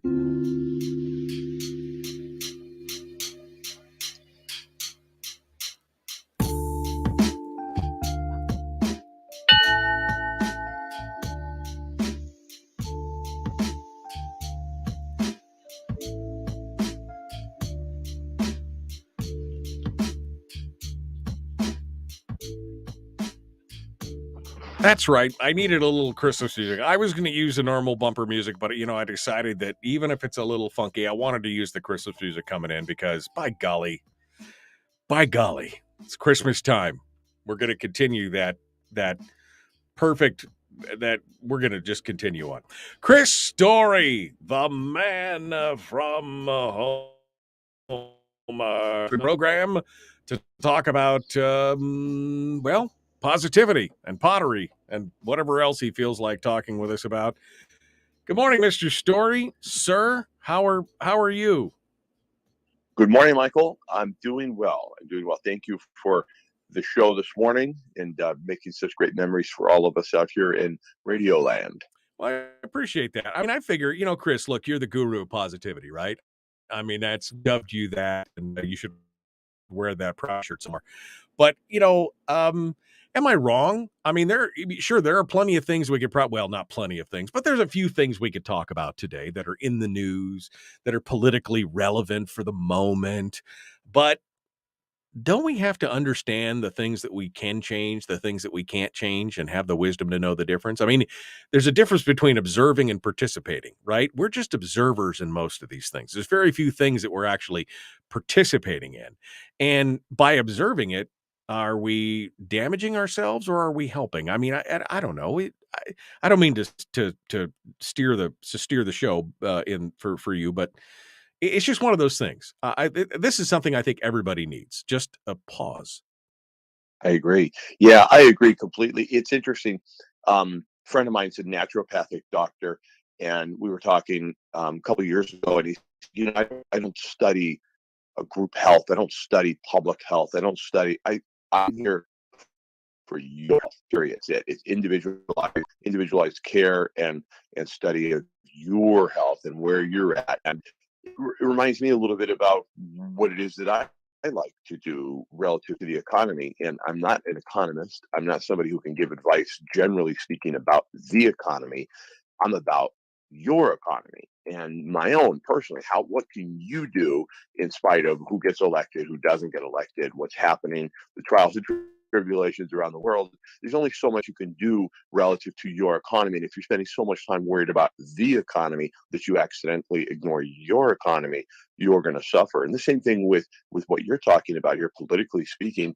Are you wrapped up in geopolitics, or are you involved at all at the local level? And if you're not involved at the local level, why are you concerning yourself with things that are completely out of your control? Right. And are we so serious that we can't even take a day or a week or two to just simply pull back and allow joy to be part of your life, and allow yourself to experience the fun memories of the past, and to listen to music, as you talked about, eating foods and preparing things, and celebrating with friends and family? Or are you so stuffy, so serious, so nihilistic, if you will, that you can't see the joy even in this season? Then I think that's what your show reminds people, is that it's okay to go back, and really not even okay. It's actually prescriptive for mental health to go back and enjoy some childhood memories and things that you've done with your family and for your family through the years. I think that's very valuable, very relevant. I mean, let's face it, Chris. I mean, when what you seek, you will find, right? So in your mind, and controlling your mind and talking about your mindset, we do that all the time here with you on the program. But if you're seeking it, you'll find it. So if you're seeking that feeling of joy and wonder and innocence that you felt, like I said, looking at that Christmas tree on Christmas morning with all the presents underneath and the shining lights and the music and the joy and the laughter. If you seek it, you shall find it. The problem is that we're so busy, taking a sip from a fire hose with our infobesity, that we're so busy with that, trying to make sure that we're up to speed with everything that's going on around us all the time, even though we can't affect it. We're not seeking that. And if we could just take a minute and seek that joy, that laughter, that free-spirited feeling, we can find it. And it can change our whole outlook for at least a short period of time. And you take a guy like Rush Limbaugh, who either you loved or hated. There was very few people that were somewhere in between. Like, nobody was really agnostic. It was like you loved him or hated him. And yet, every Christmas season, what would he do? He would take time out and really share memories and talk about the traditions and holiday and Christmas traditions, and play Mannheim Steamroller for a week or so, just up until Christmas. And to me, I always thought, man, if this guy can do it, and he seemed to have the weight of the world on his shoulders. Not really, but it was a pretty relevant public stage, and yet would still take time, pull back, pause, and reflect, just like you're doing here today, in the tradition you've had here in Alaska over the years. Yeah, I mean, I think, again, we need to understand that this is an important time of the year for us. I mean, the end of the year is such an arbitrary thing. I mean, it's, picked by man. This is the end of the year. I mean, it doesn't really mean anything other than we know that we are resetting for the next go around the sun, so to speak. And you could either be just exhausted and continue that battle in a non-combat ready state, I guess, if you want to get militaristic about it. Or you could take a little bit of R&R. You could reflect. You could rejuvenate. You could feel better about it. And again, just embrace that spirit of the season. But I think it's got to be a choice, Chris. I think it's got to be a choice that people have to make, because you have to seek it. Otherwise, I mean, it may find you a little bit. I mean, do you feel that, where some Christmases you are like just full of the Christmas spirit, and sometimes you're just like, meh, it's Christmas. Okay. Do you feel that? You don't want my answer. The reality is that no, because I work on it weekly. I don't. So I read about a woman who owned a hardware store, and this was written in 1959 about her. She owned 4 hardware stores that she'd opened within the previous 5 years, which is a pretty rapid pace for anybody. But in the hardware business in 1957, pretty competitive, pretty difficult for women in business in general. And here she is opening her fourth store in less than 5 years. And the interviewer asked her, how is this possible? I mean, how have you? What's your secret? What's the way with which you've accomplished this? And she said that once a week she sits down, and during the week she takes notes on improvement. What could she do to improve upon her business? And then once a week, she blocks out 4 to 5 hours to just sit, reflect on those things, and then decide what can she do about it, what can she do better, and what can she do less of. And she just improves upon it weekly. Now, you could set that arbitrary clock, as you just said, to once a year, once every 6 months, once a quarter, once every fiscal and a half year, whatever you wish. And you're just going to get the results you wish and you want out of that. I set an arbitrary clock of daily. I set every single day, no matter where I am in the state, no matter where I'm in the country, out of country, in the morning, it is a sacred time with which I reflect and rejuvenate, just like you're talking about. So I've taken it to not just once a year, but actually every single day. And if I miss it for some circumstances out of my control, I feel it. And it's like, oh, okay, and it's like I get a little behind for a moment, then the next day catch up. So for me, it's a daily thing. I think about what can I contribute today in my own life and to those I care about and those in my sphere. And it's in the real estate business, there is no, like, people told me 20 years ago, people told me, oh, what are you going to do in the winter? It's like, oh, God, suddenly I had this like panic, like, what do you mean winter? I've got to sell home. And that's exactly the assume that there was no business. It isn't. For years now, I've told Tiffany right around this time of year, maybe Christmas Eve or the day before, like, don't people know it's Christmas? It's like we're still busy. So it's a year-round business we're in, where we get to add to people's lives. So for me, I have to make it daily. I can't wait around for that particular week or two to come to feel it. So I feel it year round. So it sounds almost obnoxious as I hear myself saying it, but I don't feel that ebb and flow of like, Christmas. No, I feel ready for it and have really fun, great, wonderful memories. And I feel blessed and, dare I say, privileged for having had that childhood, especially when you talk about the kids that are in foster care that are just counting, don't even realize what might be coming their way or not. Right. And just the memories that they're having made by those people that will bless them this year, that really is very, very moving. So I'm not completely absent-minded of that, and find ways to add value to people's lives year round, I guess is what I'm trying to say, in addition to maybe even putting a little more gas on the fire this time of year.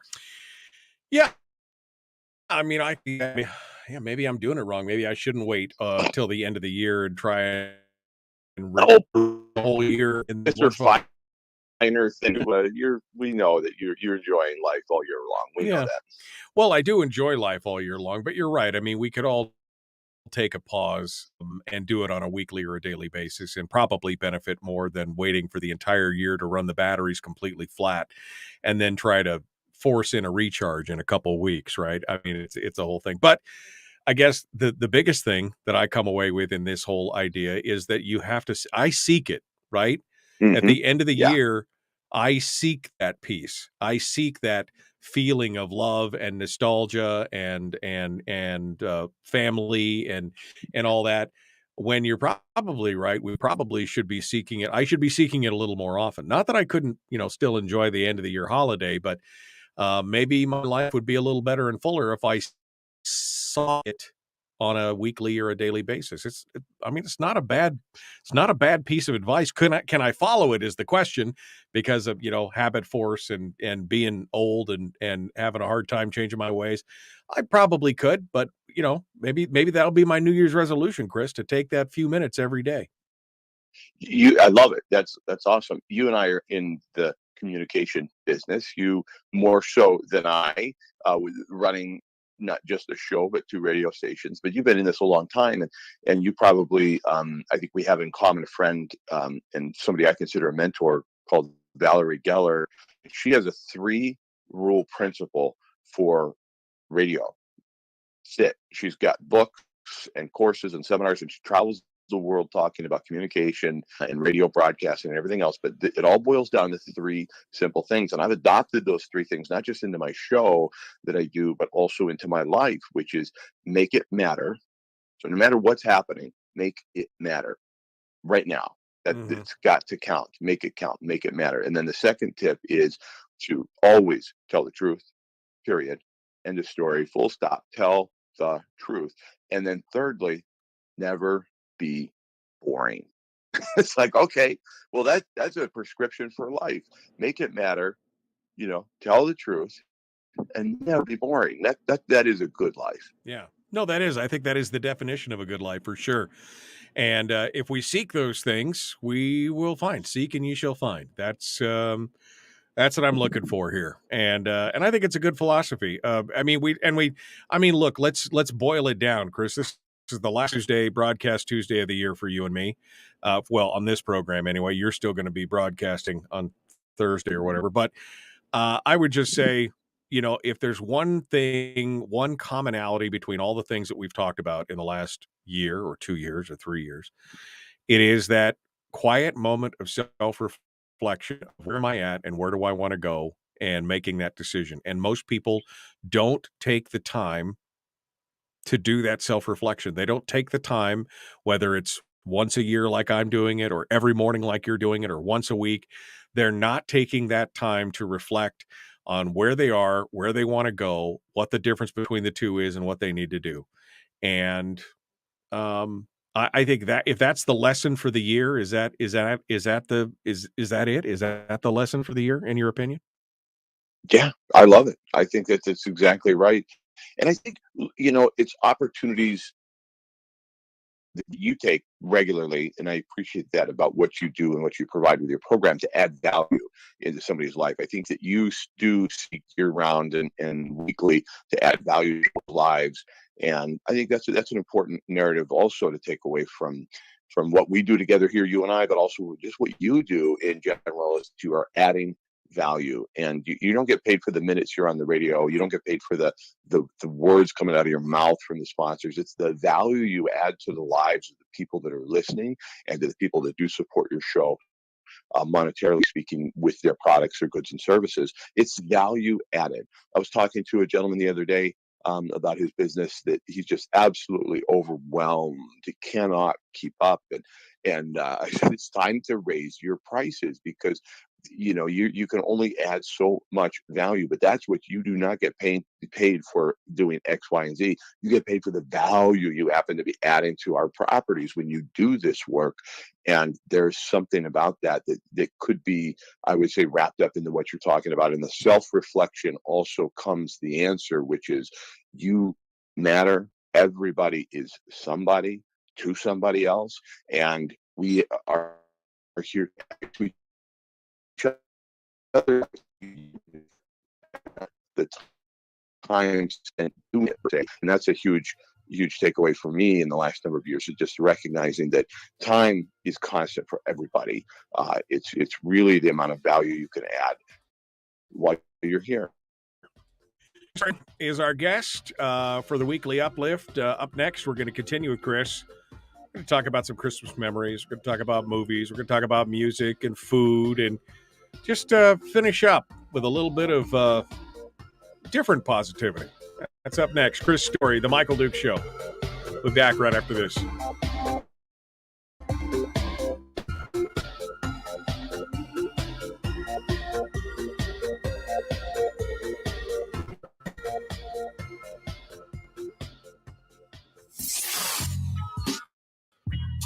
What is that?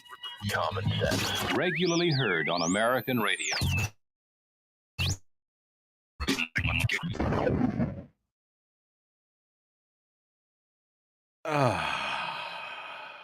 I know there's some people out there that are just pulling their hair out, Chris, because I'm not talking about the X, Y, or Z, the trial or the thing or the deal or the I mean, they're just, aren't you talking about this? No, I'm not. Tell me how talking about it in this moment, not talking about it in general, but whatever the thing is that they wanted to talk about that I don't even want to mention anymore. But Tell me how talking about it and pontificating on it is going to change anything about it in this moment. Right? For 3 days. I got 3 days where I'm not talking about politics. Tell me how not talking about it for those 3 days is going to alter the course of history. And they're subsumed by this. There are people out there who are just so subsumed by it, they can't pause for just a second because they're suffering from infobesity. Is that a term you coined? No, I read it the other day and I'd never heard it before, and apparently it's a newer term. I don't know, but it's perfect. It's perfect. Infobesity. It's like standing in front of a fire hose and having it blast your face. I'm going to try and take a drink. Hit me in the face with the fire hose. Okay, great. I just blew my lips back and nothing. You can't get out of the way of the amount and deluge of information that's coming through every device that you own. And the question is, does any of it, the smallest fraction of a fraction is something that you can control and make a difference on. The rest of it is you could hear about it next week and it wouldn't make any difference from today, right? Yeah, I agree. But it's a little bit like you've got an itch and you've got to scratch it. And I think that's some of the reaction you might be hearing is people look, scratch the itch, Michael. You know where to scratch it. Scratch it good, but then you end up just scabbed and bleeding. And it is probably nice, especially for you to take a break from that, especially because I delve barely into politics, into it once in a while. So for the most part, I feel like I live in a slow lane. I would say that you live in the slow lane most. Oh, never mind. Well, what? Huh? Can you do? Did they just insult me? Yeah, exactly. All right. I saw that I saw Zoe and Tiffany all dolled up the other day. What were you guys doing? I mean, it was like the middle of the day and they were like to the nines. What's happening? Oh no, that was from the evening before. That was our annual Christmas party for our board of realtors. Oh, okay. And the theme, it was a Hollywood theme or something. So I, of course, wasn't in the photograph, as you can imagine. Only I was wearing a suit coat and some slacks. I mean, I was I guess did somebody mention Harvey Weinstein? No, I did not look like Harvey Weinstein, but it was a Hollywood thing. So, no couch. And you didn't go get a tux? I mean, come on. That would have been so classy, man. So classy. But of course you had to stay behind the camera. And I'm ready. The bad guy. Let's see. The bad guys are obsessed. This is Jim's comment on what we just said. The bad guys are obsessed with politics and are working overtime while we rest, unfortunately. Well, if they can make a difference in the fate of the world in 3 days while we don't talk about politics on this program, then I guess we don't deserve to win at that point. I mean, that's all I can say. I mean, again, what's going on in Washington, D.C., or even in our own system here again, I think we overestimate. This is why people are sick at heart. This is why people are sick at heart all the time. This is why you're seeing a whole swath of the population jettisoning and abandoning politics, because it has become this, where it must consume you or else. Am I wrong, Chris? No, I think you're right. I think, I do think that evil and but I think good is always at work as well. So I mean, there is something to be said for the fact that good is still happening, and it's a great This is one of those times it sounds a little cheesy, but to remember the people in uniform, because they're on 24/7. Like my nephew Christopher Jr., I call him, isn't going to be able to make it home for Christmas. Well, he's in the Army, and he's a lieutenant in the Army, and that's what he's going to be doing this Christmas. And so there's a lot to be said for the good people that are on watch constantly on our behalf. But yeah, there's people, the progressives and the liberals and Mitch McConnell's and Lisa Murkowski's, I guess that's redundant, are out there constantly scheming against this, but they got to take a break once in a while. Yeah, I mean, I guess they got to take. I mean, I don't know. I'm not paying close enough attention at this point. I don't care. because I can't affect that. So what am I focusing on? What I can affect. And the new year, we'll be nose to the grindstone in the new year. But right now, that's what I'm looking for, and that's what we're going to pull together here in the next segment. Chris Story, our guest, The Michael Duke Show. Common Sense Radio.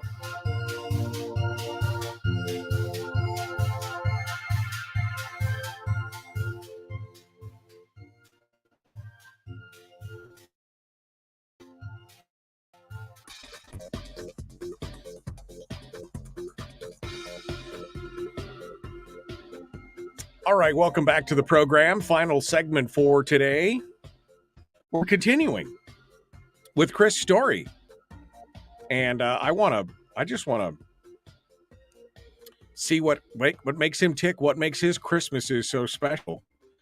Mr. Story, share with us. Share with us one of your favorite Christmas memories. I mean, from growing up, maybe as a youth, and maybe as you give me a couple Christmas memories that you will always cherish and always bring you back to that spot of joy and wonder and love and peace. Give me some Chris Story moments. So I feel like, my childhood was incredibly blessed. My grandparents bought a homestead in 48. They bought 160 acres. And by the time I came along in 1972, they still had 120 acres of that homestead. They'd sold off a chunk of it over time. And so we lived, my mom and dad, my brother and I, and my cousins and their parents and my grandparents all lived in this sort of triangle at the top of that property, and literally nobody else on the road. Once you got to our place, nobody else but our family up above. And it was just an incredible place in the beautiful spot in the world, Homer, Alaska, to grow up as a kid. And so every Christmas, we just basically we didn't leave the homestead. We were there, and my grandparents' house, they hosted Christmas Eve, where we did a big gift exchange with each other, and then Christmas morning, everybody came to our house for the traditional breakfast. My mom would make the one breakfast a year she did make and still does. And then that night we'd spend Christmas dinner at my aunt and uncle's house. And so it was just really like magical. I feel really blessed and fortunate for having had that childhood. And I don't use the word privileged only because it's been absconded by the people that we're not talking about today. But it really was absolutely just wonderful. I had grandparents in Florida too, and every year they would send some gifts up. And Christmas Eve morning, our tradition was to open the gift from our Florida family. So just a lot of traditions. And the funny thing is, the interesting thing is, we've carried those same traditions on for our children and now grandchildren. And it's, to me, that's about as special as it gets. It's just memories with family and spending time together. My daughter and I, Zoe, for the last 23 Christmas Eves, this will be our 24th Christmas Eve together, to go out. She and I just go out shopping alone. And she has now a 2-year-old and a husband and a home they just built. And she said to me the other day, she goes, "Dad, Steve." And I said, "Yes." She goes, "Well," and I said, "Yes." And she goes, "Okay, could we start a little earlier?" Because she's hosting Christmas Eve dinner that night. She goes, "Can we start a little earlier?" I knew she was trying to get out. Like, "No, I'm not letting you out of this, my kid." That's like one of my big Christmas memories with my dad. Is my dad would gather up my brother and I, probably from the time maybe I was 8 or 9 years old. Well, maybe as a little older, maybe I was 10, and probably till the time I was 15. Every Christmas Eve, my dad would go, "Okay, boys, we're going to go shopping for your mom," and I didn't realize later, until I was an adult, how crazy that on Christmas Eve, he'd go shopping for mom on Christmas Eve. And what kind of comeback, and that last thing. But it's a great memory. It's not one that I continued, but I mean, it is a great memory, but it's some of those things that we love. There are certain things that make us feel Christmas. Music is a big thing for me. I don't know if it's a big thing for you, but for me, music is a huge thing. You got some favorite Christmas tunes? You got something that just puts you in the mood? The minute you hear it, yes, Christmas has started. What's your favorite Christmas music like? Of course, all the classics. Spending so much time at my grandparents' house. At my house, it was Conway Twitty Christmas and Dolly Parton and all the country music. But I go up to my grandparents' house, and Grandma had sound system went through the whole house. So it was a Bing Crosby and Sinatra and all the old standards for Christmas. But then when I became of it was probably around 14, and I discovered two things in that year, and one was pottery, and the other was John Lennon. And so, war is over. Happy Christmas, John Lennon just implanted itself in my being and my bones. All the way, if I hear that song, I know it's Christmas. Even though Yoko was on it, she didn't ruin it for me. It's still an amazing Christmas song that puts me. Boom! That puts you right in the mood. Moment. For a minute there, I thought you were going to say Mariah Carey's Christmas, and you were going to be dead to me. But other than that, that's fine. Well, I love her version. I was talking about all anxiety, but Mariah Carey's version of it. Hello, I play that every year on my show around New Year's. That's an amazing version. She is good. She is.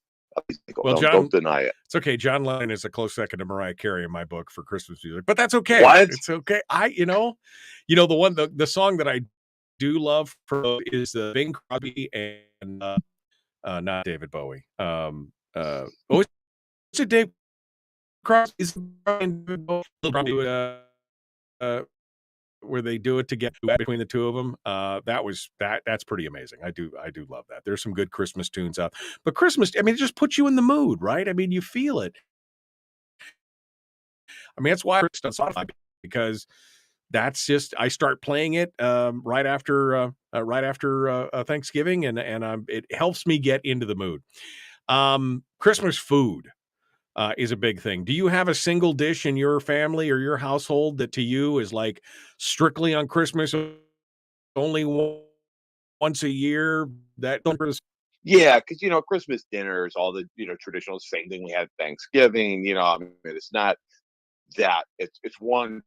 Wonderful cooks in the family, especially my dad. But I made a joke about my mom on Christmas morning. She has for probably 55 years at least made this very specific Christmas breakfast, and that's the only day that we never have it another time. One is a French toast casserole with blueberries, and then the other is sausage casserole. And that's the only time she makes those two things. So we all look forward to it, and every year she jokes about, it's all you cook once a year. You're like Santa Claus. You work once a year in the kitchen, Ma. You can do it. Oh, wow. We don't let her off the hook either. A sausage casserole. I'm down with that.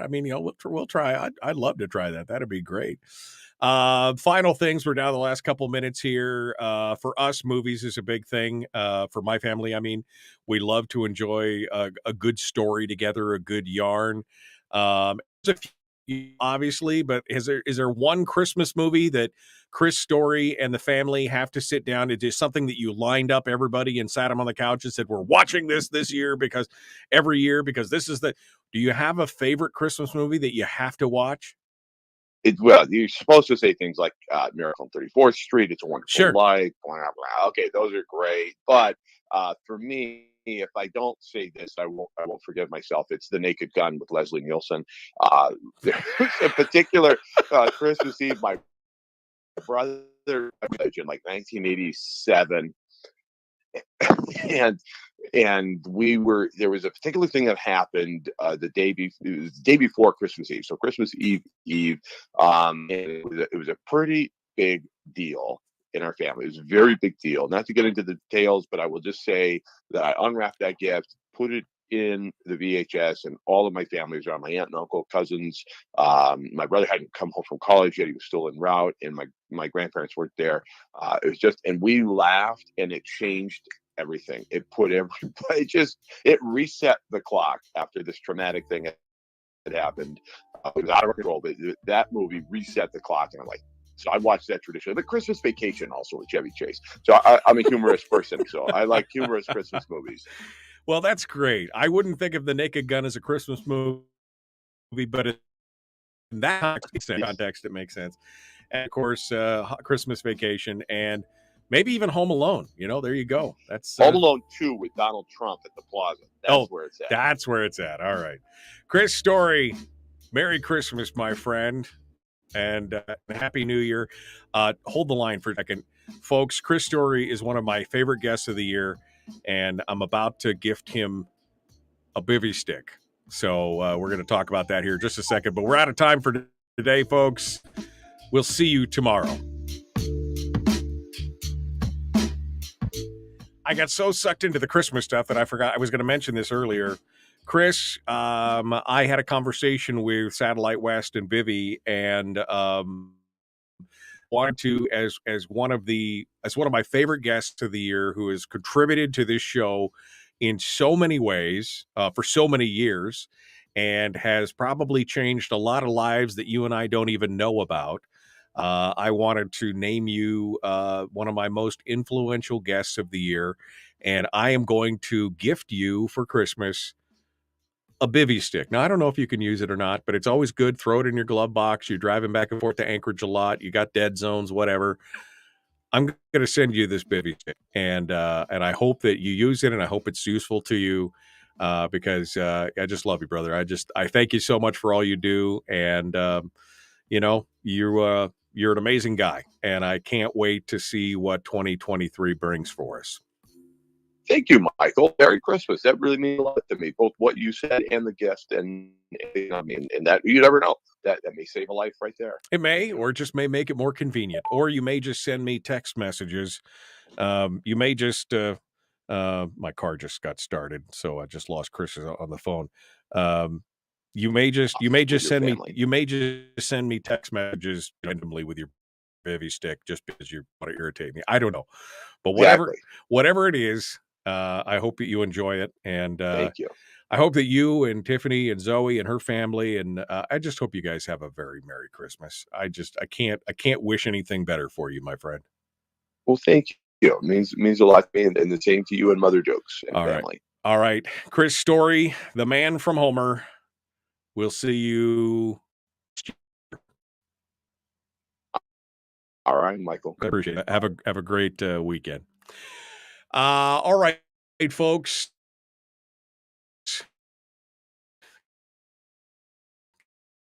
I should mash that to you guys. Merry Christmas to you. Don't forget, if you haven't signed up yet for the 5 days of Christmas, you can only sign up once, but sign up for the 5 days of Christmas. You could win. Tomorrow is the last day for the 5th day for the bivy stick. So go get it done. Merry Christmas. And a Happy New Year. If I don't see you between now and then, enjoy yourselves. Otherwise, we will be back tomorrow with more common sense, liberty-based, free-thinking radio. The Michael Duke Show.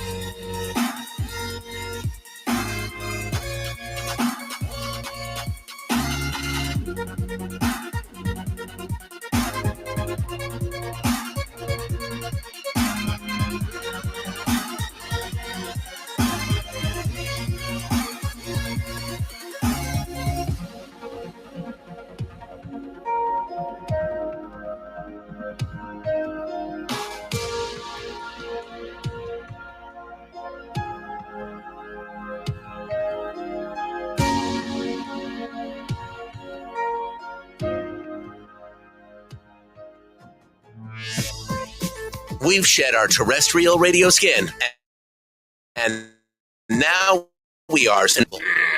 It's the Michael Duke Show.